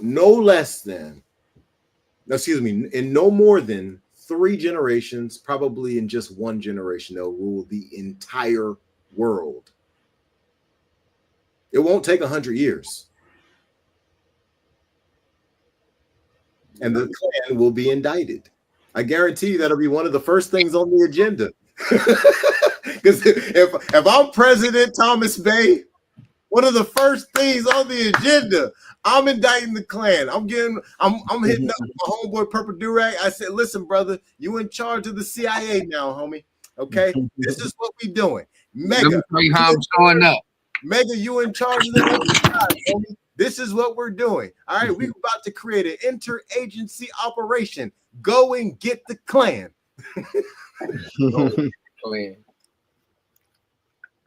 Get they bitch ass now. No problem. Roger that. Yeah. 2040. Mark my words. 2040, you will see somebody on the stand who's a Klan member, and they'll probably have did something so boneheaded like that that the people in power at that point will be able to prosecute a RICO, and they'll have at least 50 others by 2040, 15 years from now. And I'm saying that because Saturn will be in Libra, and it'll either be exalted. I gotta look. Yeah, actually, it's exalted in Libra, so that means it's got even more power than it when it rules. It rules Aquarius and it rules Capricorn. But Libra is about justice. Saturn is about justice. Then we're in the age of Aquarius, which is ruled by Saturn and Uranus, and Saturn is about justice. So in 2040, we're going to have an alignment of justice in the zodiac. Another way that it go down too is now that's something I can say I can believe, because like we said, if one of them get caught doing something stupid, they gonna rat. That's the era they in now. They ain't in the era from the old school. Right. Whoever's in it now and thinking that they one of them like that, repping out there doing shit, you ain't built like the ones that started it. You get your ass caught up where your life gonna be the only one over, or you tell. Because like, listen, one thing about them, they tell, yo. They're telling their kids, they're telling their family members, they tell, yo, with no problem. They don't live by it. They ain't got no snitch code. Ain't no snitch code for them. They telling. You know what I'm saying? I think that the Klan and organizations that have been around that long and that ran political towns and shit like that, I think that they have known to manipulate the game to where they kids probably don't even know they fucking part of the Klan. You feel me? I'm speaking for one that do know, and he out there being active. I'm just saying, like, I don't want to see no little dirty motherfucker come up there talking about, yeah, I'm him. No, I don't want to hear that. I want the fucking nigga that got a bag. He a billionaire whole time. He been throwing the money in there. I want the nigga that whoever the fucking CEO of the Boys and Girls Club to come out of the side and say, yeah, I'm him. It would take a low level dude that will rat to get some, because see the ones that got the real bread, similar to Jeffrey Epstein, they not worried about the legal system because they know money control that too. See how you handle a situation like this is exactly what Mega is saying. You get the little the small guy, he's gonna snitch. He's gonna lead you to who the actual real guy is, and then it gets handled just like New Jack City. We didn't all see New Jack City, right? They had to get to the small people to kind of build up a little bit at a time, right? Mm-hmm. Same thing with what happened with Frank Lucas. And same thing with Big U. Yeah, so this somebody is how else got caught up in something. I feel you on that, but I don't think that, like, at the level it is, I think it's a bunch of copycats on the low end. You did what I'm saying? I think that they have graduated to the point that they can automatically just they everywhere.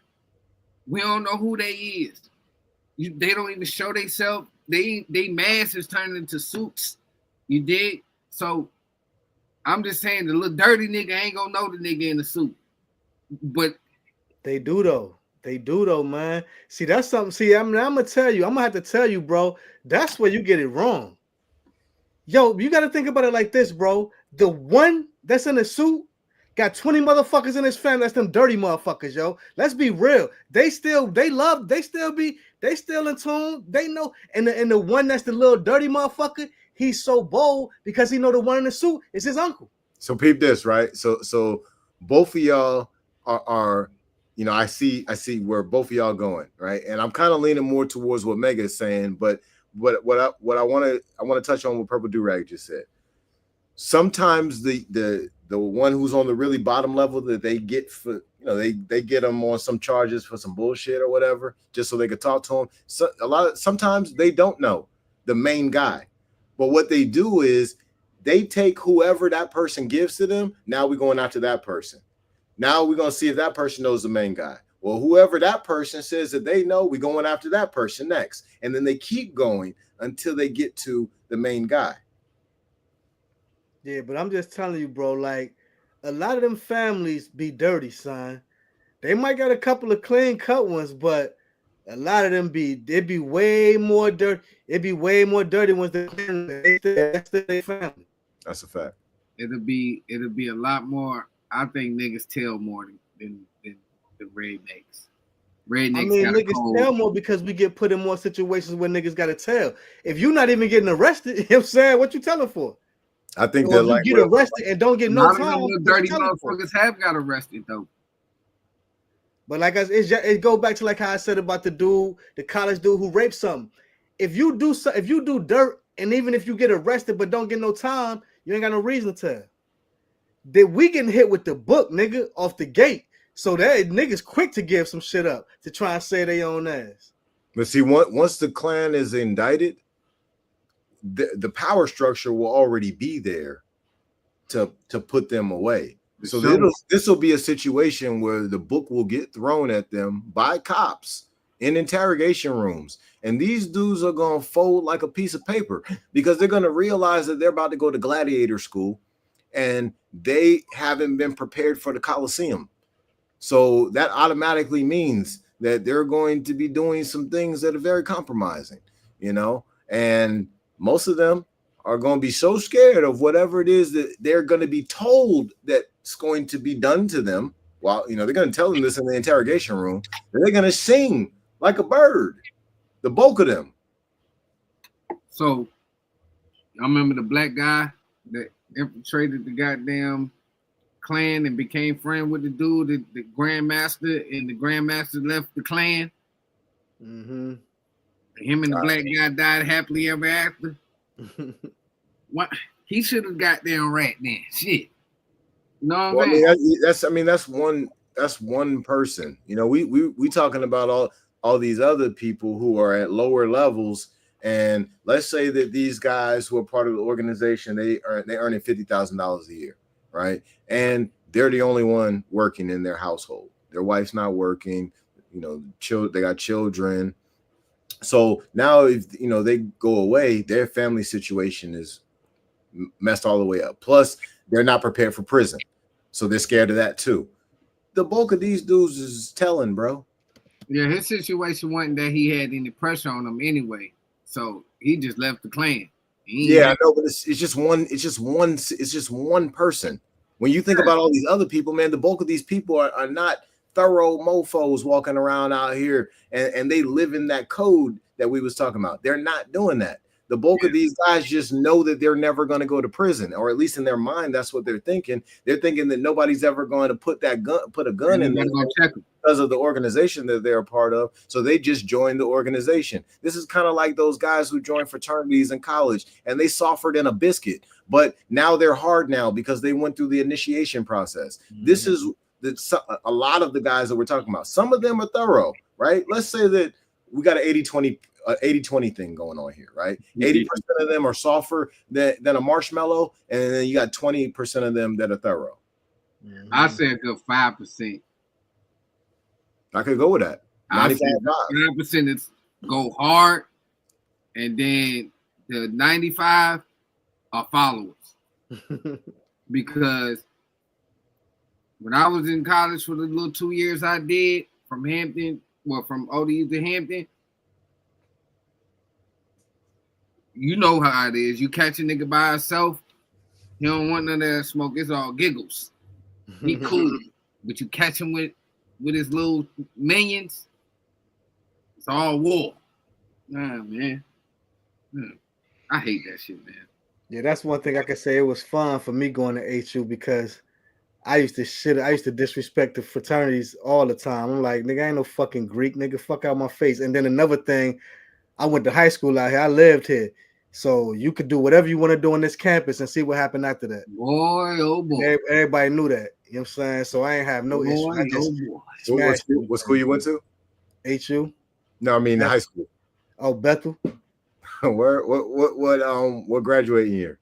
94. Okay. But most of my niggas was Norfolk State niggas that were like, I was the nigga I was cool with. No bullshit in my high school years, especially my senior year, junior, senior year. I was cool with the realest niggas in every school. No bullshit. I would imagine it's a lot easier to come down here, my nigga, and like kind of conduct yourself in a certain kind of way when you come out of Chicago. My nigga. Yeah. It was easier. It was easier to live out here. You know what I'm saying? I can say that off gate. My nigga was a man in 96. Hold up. Yeah. You talking about nostalgia. A lot of niggas. He's supposed to be a man in 96. He was a man in 94. I'm just saying, like, for the era right now, right? How niggas want to dress, how they getting back to shit, like it's mega them that I wanted to, you know what I mean? My little 85 baby coming in, I'm looking at the 96 niggas, them my big brothers and shit. I want to be like them now. My kids want to be like them.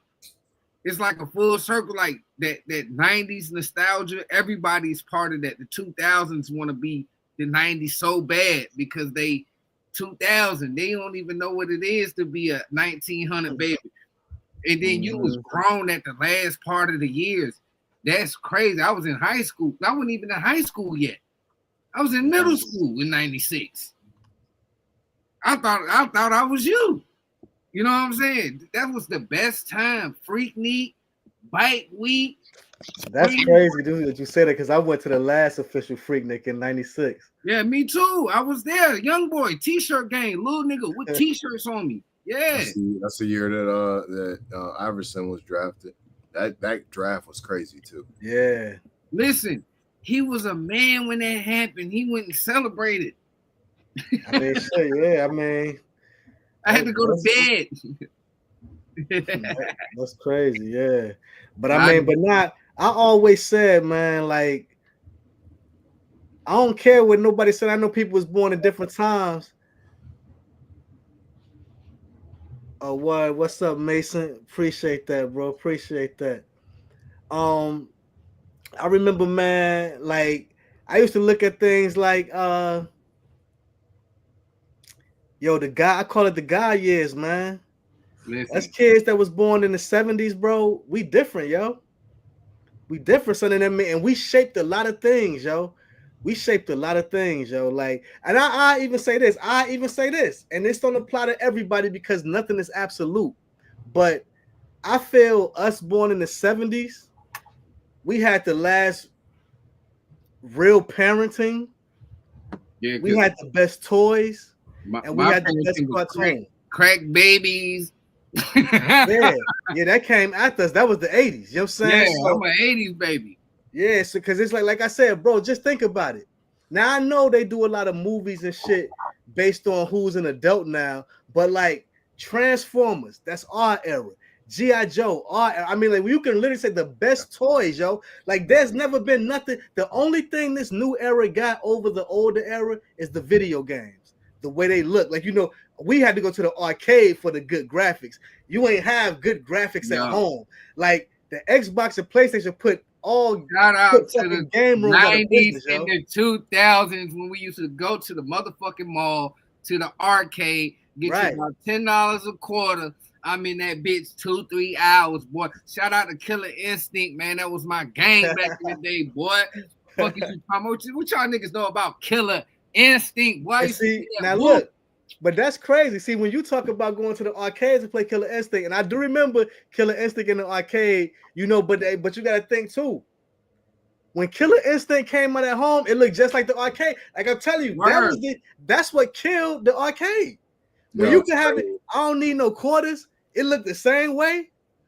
That's crazy. Look, that was my era was like really the end of that era of that mall. Going to the mall, chilling. Right, yeah. Like you can go to the mall, you see kids in there now, but like our mall stayed open. It was definitely different. It was definitely different. Then the movie theater was right there, and that bitch ain't closed to 11. That was your era because like that's when I was like after I had graduated. Capcom, Tekken.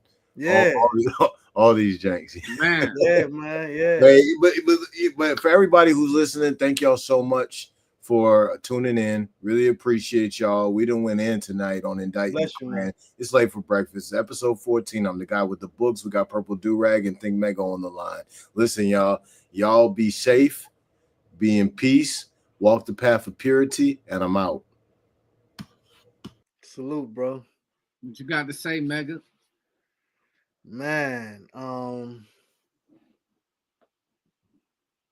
if somebody ever treating you like Big U treat people, yo,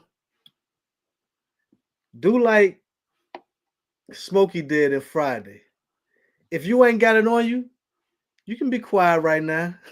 When he leave, you can be talking again. Listen, man. Don't let nobody oppress you, my nigga. A lot of them guys was just raised in that, and they think that's what it is until they get a little older and they get to knowing people that's in Atlanta. They get to meeting niggas like Little Baby. They got a bunch of niggas around them. He feeding everybody. They go to the hood. They happy. They done built the hood up a little bit. They probably done bought the apartments. Then they go back to California and they like, damn, the government own this shit. Cuz don't even live out here for real in the hood no more. But he out here every day. Mm-hmm. His son ain't go to school with us. So don't get treated. If you feel that feeling in your heart when a nigga talking to you like you uneasy or you want to do something or you afraid, just get away. I mean, it's hard to get away when you don't know where to go. But if you go somewhere and you really put your mind to it, because I'm not from Virginia, I don't have a liquor family up here, and I make do. You know what I'm saying? And I have been to the point when I had nothing in Virginia. But you can make your way if you want to. You know what I'm saying? I ain't saying I made this shit happen by myself. I do got an old lady that holds the nigga down. But like we always say, man, you got to put your focus on to something that means something. You got to hit that tunnel vision and you got to push forward. And then once you pushing forward, you meet like-minded people that's interested in doing shit with you that can make a difference in your life. You know what I mean? Like we doing right now. We don't have to see each other. We don't see each other all the time, but we can come, we can have a discussion and bring y'all something that we thinking about. And they do need to indict the goddamn Klan, whoever the Klan is. You know what I'm saying? But look, if you fucking around,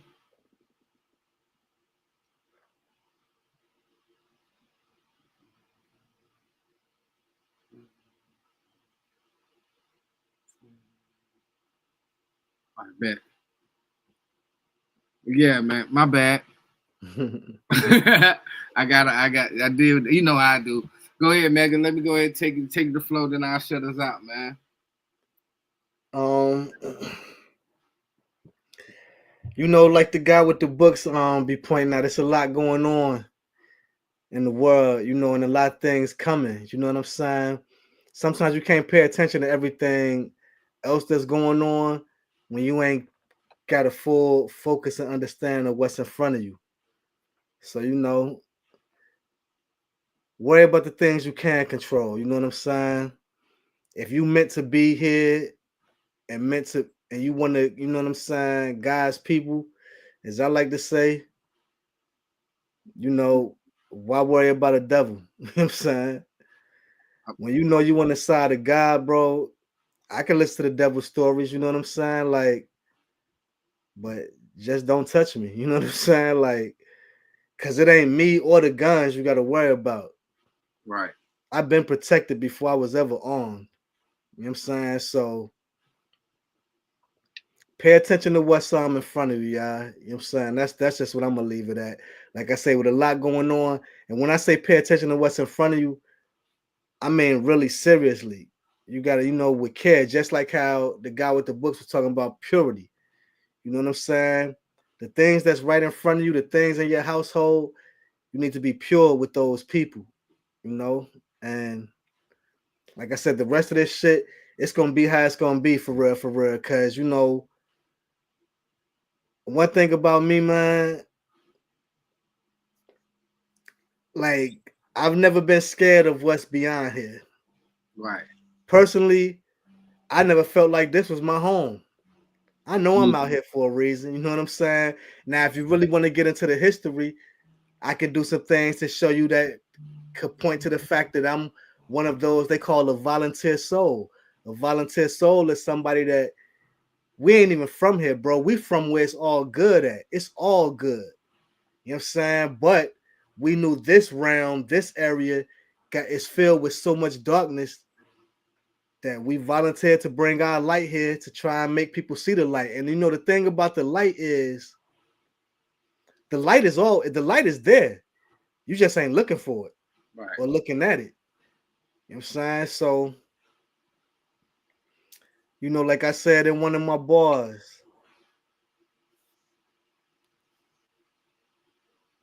the light, if you ever feel lost, it may guide you home. You know what I'm saying? So I'm gonna leave it at that. You know what I'm saying? And you late for breakfast. I'm Purple Do-Rag. Shout out to my boy, guy with the books. Thank Mega. Pleasure as always to everybody that comment, like, comment, and subscribe. You already know Late for Breakfast. Everybody up here got their own platform. Follow Instagram everywhere. Shout out to Root Tribe. Shout out to CBTCO. Shout out to plantbased.com. Shout out to purpledurag.com coming soon. And you late for breakfast. You late for breakfast.